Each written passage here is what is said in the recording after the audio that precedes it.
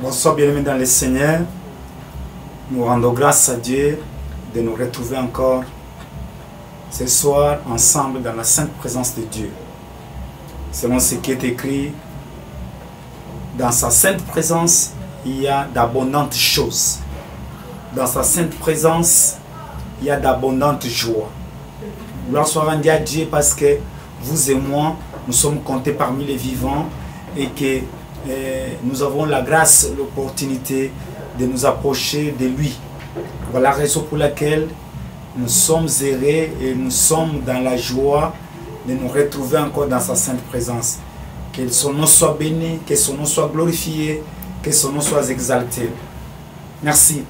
Nous lisons le livre de Matthieu chapitre 2. Le verset, nous commençons au 6e verset. Je lis au nom du Seigneur.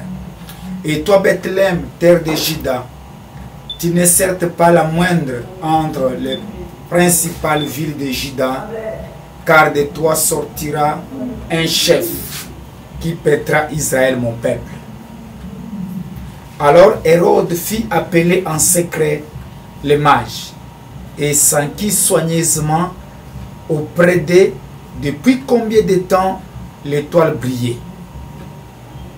Puis il les envoya à Bethléem en disant: allez et prenez des informations exactes sur les petits enfants. Quand vous l'aurez trouvé, faites-le-moi savoir, afin que j'aille aussi moi-même l'adorer. Après avoir entendu le roi, ils partirent, et voici l'étoile qu'ils avaient vue en Orient marcher devant eux, jusqu'à ce qu'en étant arrivés au-dessus du lieu où étaient les petits enfants, l'étoile s'arrêta. Quand ils aperçurent l'étoile, ils furent saisis d'une très grande joie. Ils entrèrent dans la maison, virent les petits enfants avec Marie sa mère, se prosternèrent et l'adorèrent. Ils ouvrirent ensuite leur trésor et lui offrirent en présent de l'or, de l'encens et de la myrrhe. Parole du Seigneur. Ce soir, nous parlons de la maison d'Hérode. Qui est Hérode? Nous savons tous que Hérode, il fut un grand roi. Il fut un roi puissant. À cette époque-là, c'est lui qui faisait les dictats. Et pendant son règne, Hérode était dans la joie, était en paix tout au long de son règne. Tout le temps où il était assis au trône, Hérode était dans la joie. Mais il est arrivé un jour que des visiteurs sont arrivés chez Hérode, dans sa maison. Et les visiteurs là lui amènent une nouvelle. Cette nouvelle-là n'était pas bonne dans ses oreilles. Or, la nouvelle que les mages ont apportée, c'était la bonne nouvelle que l'humanité tout entière attendait. Et Hérode, lui, quand il apprend la nouvelle, son cœur s'abat. Son cœur s'attriste. Il est attristé. Il tombe dans l'abattement. Il tombe dans la désolation. Et il est frustré. Et par sa frustration, Hérode est animé d'une grande colère. Il va se fâcher. Il se fâche, il va cousir de la haine au plus profond de son cœur. Pourquoi? Parce qu'on lui a annoncé que le roi des Juifs vient de naître. Un enfant qui vient de naître, un petit enfant, qu'est-ce qu'il peut faire de celui qui est assis au trône? Celui qui a les armes, celui qui a l'armée, celui qui a la puissance, celui qui a l'argent, celui qui détient la popularité, celui qui détient la majorité, tel qu'on le dit, la majorité parlementaire, la majorité présidentielle, celui qui fait des dictats. Quand il parle, tout le monde l'adore. Mais Hérode, un jour, il ne s'attendait pas. Et il ne savait pas que cela était écrit. Cela a été déjà annoncé longtemps d'avance. Ésaïe 46 déclare ceci. Dieu annonce longtemps d'avance ce qui n'est pas encore accompli. Il annonce d'avance. Mais Hérode, tellement qu'il était dans l'aisance, il était assis dans l'opulence, il baignait dans le bonheur, il ne savait pas que il y avait des choses qui ont été annoncées pour son royaume, là où lui régnait, et pour l'humanité. Bien-aimé, j'aimerais ouvrir une parenthèse. Il y a des gens, quand il est dans le bonheur, il oublie même Dieu. Il oublie même qu'il y a un créateur au ciel. Bien-aimé, là où vous êtes, là où vous serez, sache et note-le bien que vous n'êtes pas les premiers ni les derniers. Et sachez aussi que lorsque vous êtes assis sur le trône, lorsque vous occupez une parcelle d'autorité, il faut chaque fois tourner les regards vers le ciel. Mettez dans votre tête qu'il y a un être suprême. C'est lui qui a le dernier mot. C'est lui qui amène à l'existence ce qui n'existe pas. C'est lui qui a fait ce que vous et moi, nous soyons ce que nous sommes. Et celui qui a fait ce que vous arrivez là où vous êtes arrivé là. Et celui qui peut faire aussi ce que qu'il vous fasse partie de là où vous êtes. Hérode est arrivé là-bas au trône. Mais il a oublié qu'il y avait un être suprême. Il a même oublié qu'il y a eu des choses qui ont été annoncées au sujet de la consolation d'Israël, au sujet des enfants d'Israël. Et lorsqu'on vient l'apprendre, pour lui c'est de l'étonnement. Ça paraît dans ses oreilles comme des tonnerres. Et de ces tonnerres-là, il a été désemparé. Les visiteurs qui entrent chez Hérode dans la maison d'Hérode lui amènent qu'une seule nouvelle, une seule information.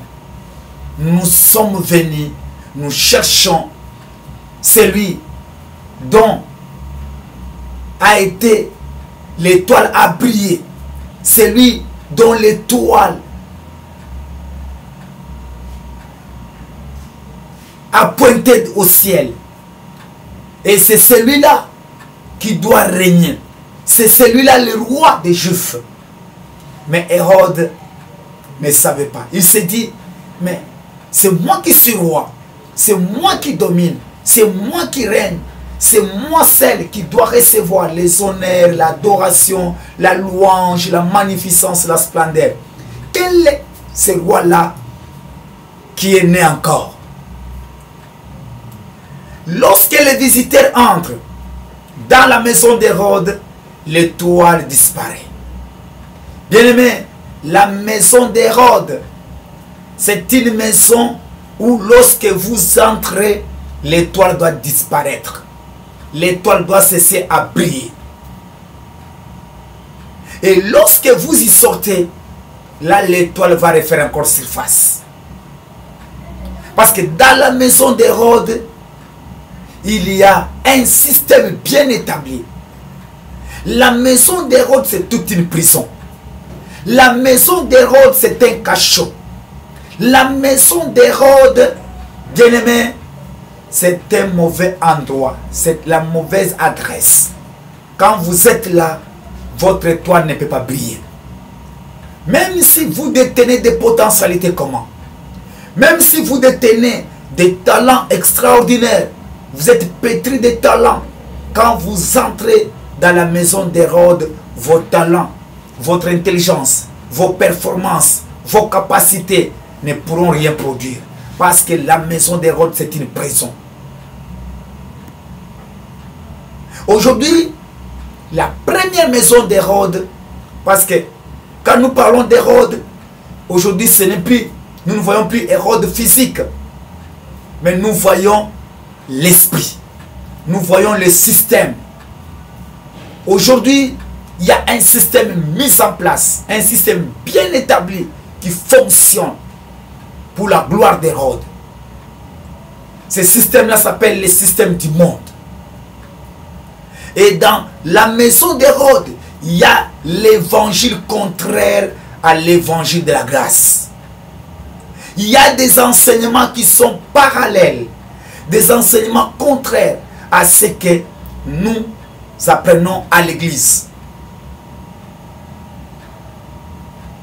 La maison d'Hérode a un évangile propre à lui. Et quiconque y demeure ne pourra pas voir l'étoile briller. Or, Apocalypse nous dit ceci, que Jésus-Christ, il est l'étoile brillante du matin. Lorsque les mages suivaient l'étoile, ce n'est pas l'étoile comme nous le voyons aujourd'hui, comme les astrologues, comme nous l'étudions dans les cours de géographie. Non, cette étoile-là, c'était l'image d'une seule personne. Et c'est la personne même qui conduisait les pas des mages. Et qui sont les mages? Les mages ne sont rien d'autre que la descendance d'Abraham. Parmi les enfants d'Abraham, Abraham avait donné des présents, des cadeaux aux enfants de Ketura, les enfants qu'Abraham avait eu avec Ketura. Et il les avait congédiés. Ceux-là sont partis vers l'Orient. Ils attendaient le véritable fils d'Abraham, celui dont la promesse a été faite à Abraham. Et lorsque celui-là est venu pour matérialiser, pour accomplir la prophétie, il a conduit les fils d'Abraham pour venir adorer, pour venir célébrer, pour venir offrir les cadeaux, les présents qu'ils avaient reçus de leur père. Et c'est lui, l'étoile qui les conduisait, ce n'était pas une étoile comme astre que nous voyons aujourd'hui, tel que nous l'avons étudié en géographie. C'était Dieu lui-même qui les conduisait. Parce que Apocalypse déclare ceci, que je suis l'étoile brillante du matin. Et lorsque les mages entrent dans la maison d'Hérode, comme je l'ai dit tantôt, que la maison d'Hérode, c'est toute une prison. La maison d'Hérode, c'est un cachot. Quiconque demeure dans la maison d'Hérode, bien aimé, l'étoile ne brillera pas. Et l'étoile ne le guidera pas. Il ne verra pas sa vie briller. La première maison d'Hérode aujourd'hui, c'est le monde. Le monde que nous sommes aujourd'hui, c'est une maison d'Hérode. Parce que la Bible déclare, Dieu lui-même déclare, malheur à la terre. Parce que Satan y est descendu, animé d'une grande colère. Nous voyons quand Jésus est né, Hérode était animé d'une grande colère. Et là, la Bible nous le confirme. Que malheur à la terre où nous sommes, le monde où nous sommes, bien aimés, c'est la maison d'Hérode. Hérode, c'est l'image du diable aujourd'hui. Il y a un système établi, mis en place par le diable pour qu'il fait fonctionner ce monde.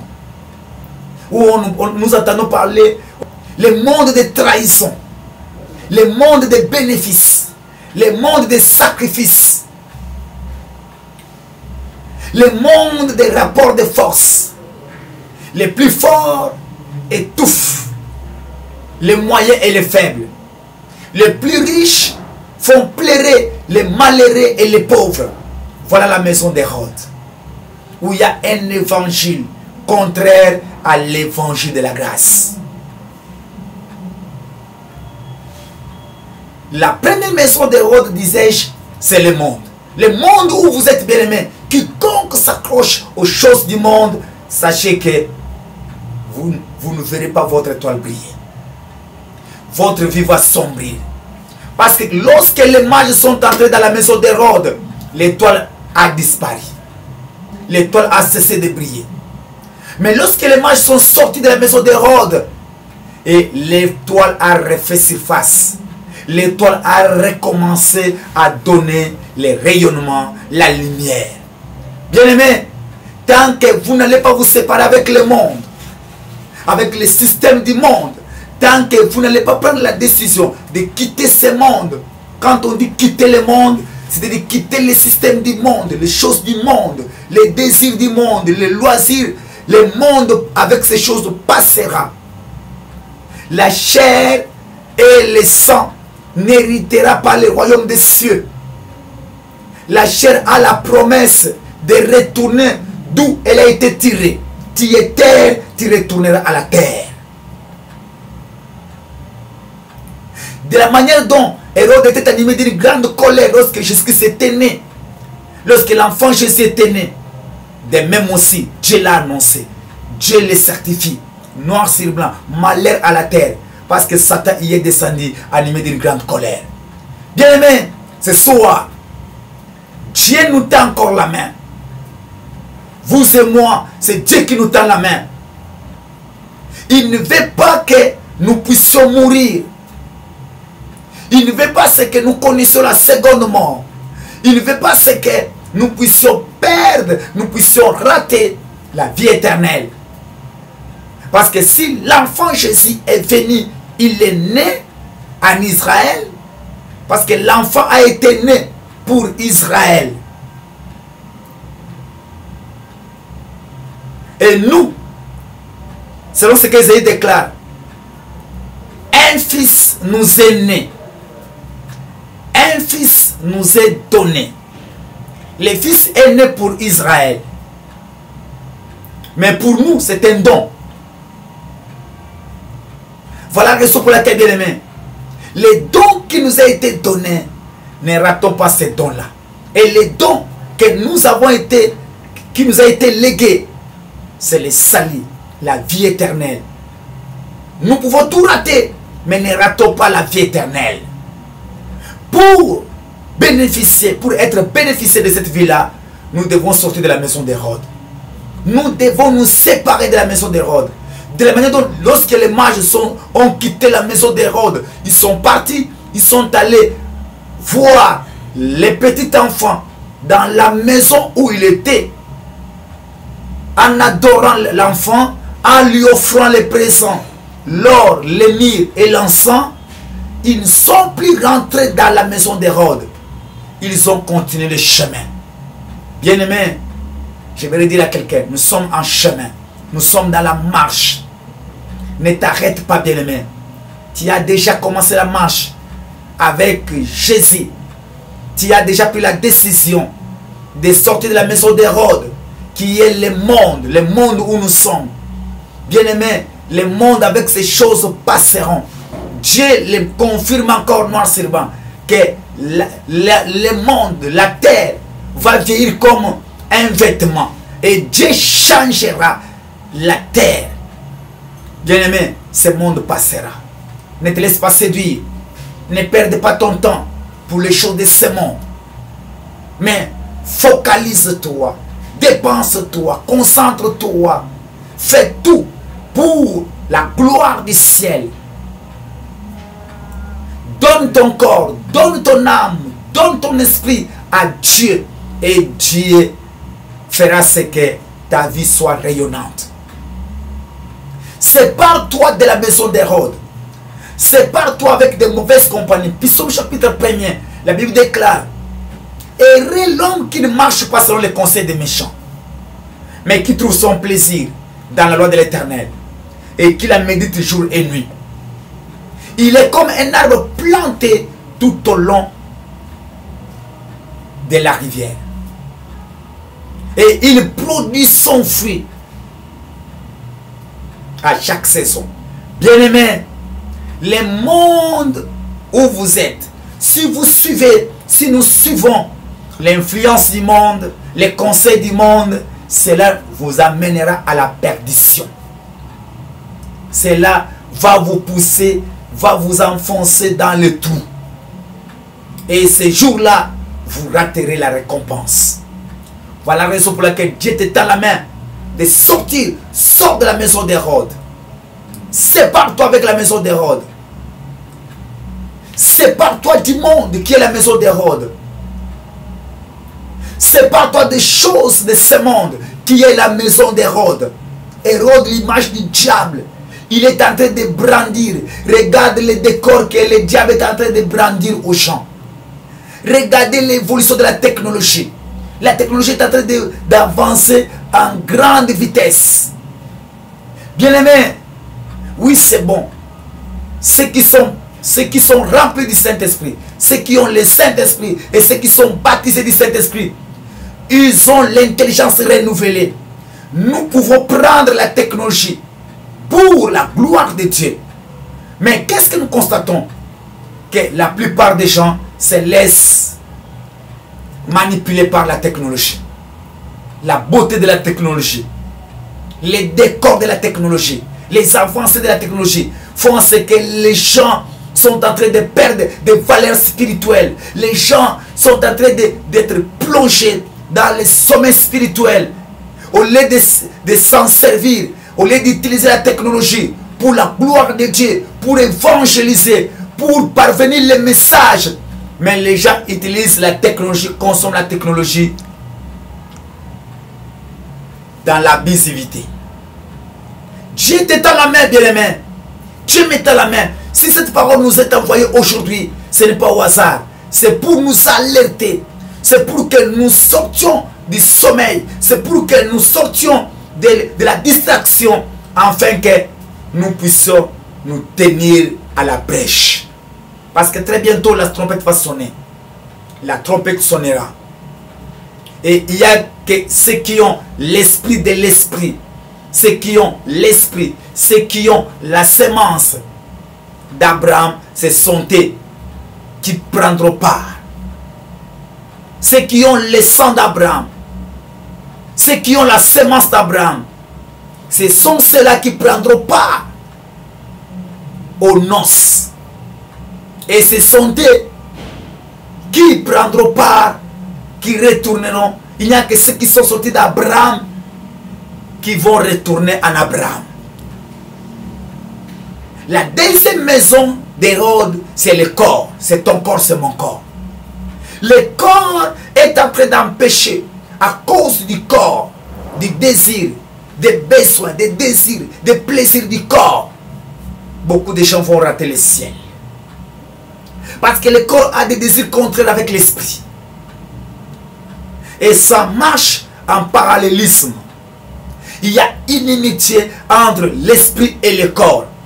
Mais nous voyons que l'esprit habite dans le corps. Voilà la raison pour laquelle tu dois tout faire pour que tu ne sois pas conduit selon la chair, mais que tu sois conduit selon l'esprit. Parce que ceux qui marchent et ceux qui marcheront selon la chair ne pourront plaire à Dieu. Parce que Dieu est esprit. Bien-aimés, Psaume chapitre 42 nous dit quoi? Nous allons lire. Psaume chapitre 42 nous dit quelque chose.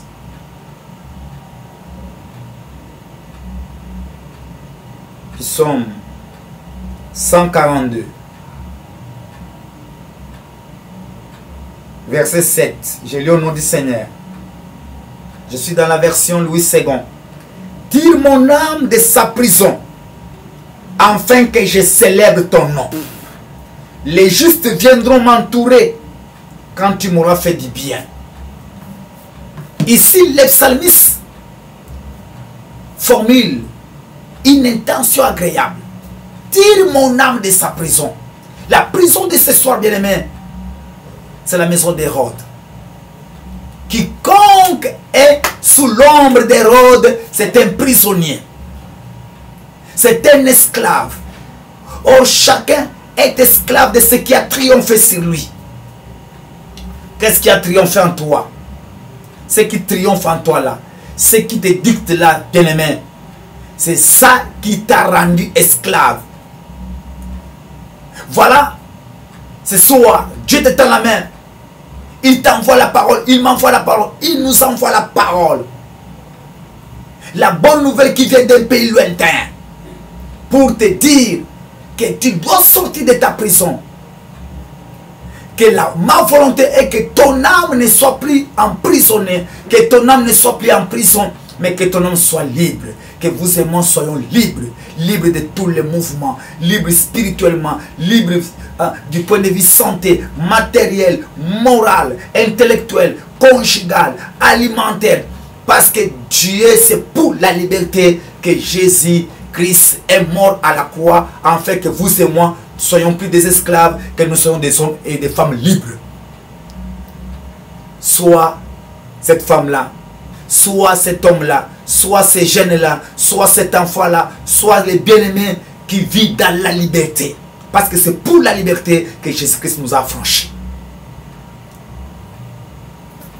Alors ce soir, ma prière est que cette parole prenne corps dans ton corps, que cette parole prenne corps dans ta vie, que tu ne sois plus esclave de personne, que tu ne sois plus sous le joug de qui que ce soit, ni d'Hérode. Il y a beaucoup d'Hérodes aujourd'hui, bien-aimés, qui veulent dominer, qui veulent faire la loi sur les autres. Mais ce soir, j'ai une bonne nouvelle. Que cette parole qui a affranchi, c'est du matin, que cette parole t'affranchisse aussi. Que cette parole t'affranchisse, m'affranchisse, nous affranchisse en totalité.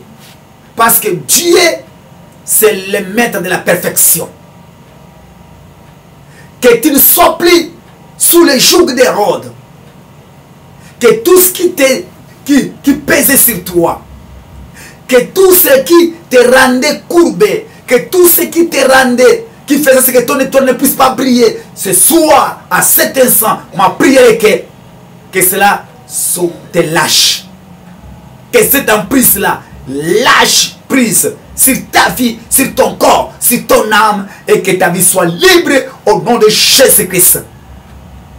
Laisse que ta vie soit rayonnante, comme lui est l'étoile brillante du matin, l'étoile qui a conduit les mages. Laisse que ta vie brille. Laisse que tous les domaines de ta vie brillent. Laisse que tous les aspects de ta vie brillent.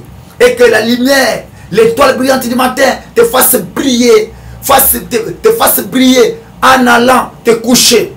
Pendant ton sommeil, au réveil, pendant le chemin où tu te rends, dans toutes tes entreprises, que l'étoile brillante du matin te guide. Que l'étoile brillante du matin te fasse briller tous les domaines de ta vie. Et que tu ne sois plus sous l'obscurité. Et que l'ombre d'Hérode quitte sur toi. Que cette couverture, cette nuée noire d'Hérode disparaisse au nom de Jésus-Christ. Que la grâce du puissant de Jacob soit ton partage. Et que tu vives la puissance de la parole, la manifestation, l'exécution, la matérialisation de cette parole au nom de Jésus-Christ.